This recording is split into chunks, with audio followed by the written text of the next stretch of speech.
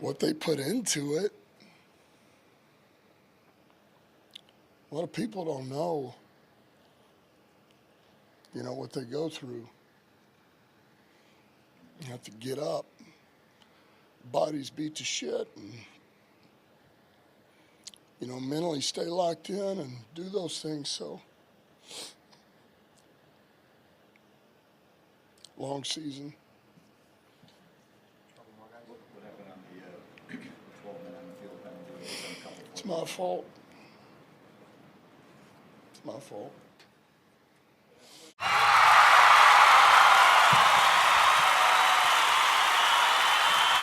They're 31st in the league in terms of yards allowed. Only 6 interceptions from your secondary. Are you contemplating any coaching changes on that side of the ball? Not thinking about that right now. Again, we're having exit interviews. We're fresh off the loss. As the days come, we'll go from there. We went to the playoffs 5 times with the defensive coaches we have. So they're very good coaches, obviously. A lot of things have to happen in that. We got to get more interceptions. We got to coach it better, but we got to play it better as well. Good grief.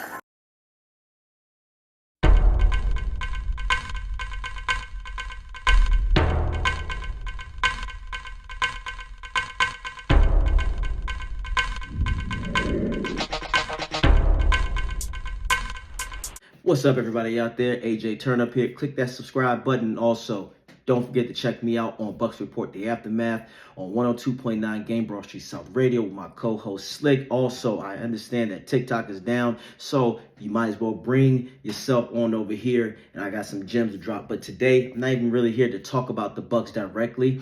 I'm here to talk about Dan Campbell. First things first, that's a damn good coach. That's a great-ass coach, and for people out there who are criticizing him, you are tripping. That man has come into an establishment with the Detroit Lions, an organization that has not had any relevancy or success. That was an 0-16 team, and he has turned them around. So shout out to that man. The passion, the accountability that this coach has is so amazing. Yes, he was aggressive, but people were forgetting the Washington Commanders were aggressive as well. That's all. And now, indirectly, we're going to be discussing the Tampa Bay Buccaneers again with Todd Bowles, because a lot of Bucs fans out there are still on this Bowles train, and they are riding with this man saying, well, he can do it and all this stuff, which is fine.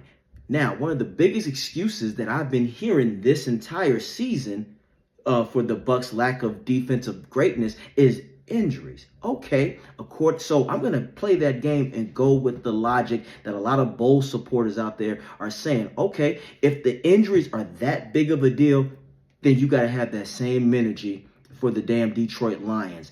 They lost most of their starters throughout this season. And then when I presented the facts, all of a sudden, Bowles supporters are backpedaling. No, Dan Campbell had a bad game. No, you can't have one way or the other. And look, they lost Hutchinson, their best defensive player. Buccaneers didn't lose a player at that caliber. They didn't. They simply did, not for the entire season. So where's the excuse? And you got a lot of Bowles supporters out there saying, well, at least they didn't put up 40 points on us, only 23. First of all, we still lost. And here's the thing. Both teams, as you can see, the Commanders and Detroit were aggressive. If the Tampa Bay Buccaneers were half as aggressive on defense, playing man press coverage like we seen with Detroit, the Bucs would have beaten the Commanders. That is the point that I'm trying to make. Both coaches, and Dan Quinn and Dan Campbell, have more confidence in their players, and they play to win, and they don't play not to lose like Bowles. And as you can see, Bowles' accountability is nowhere near as good as Dan Campbell. If you look at it, Dan Campbell had humility and he took ownership. Meanwhile, Bowles is passing the blame and doesn't even understand that he needs to reevaluate his coaching staff. You heard it right then and there.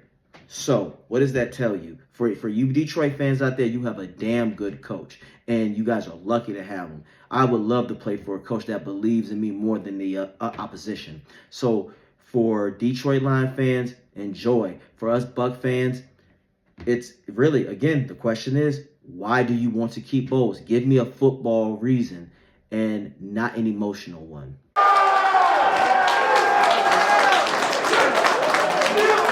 You guys look like you remember who the you are. Yeah, that was awesome. That's a hell of a win, guys.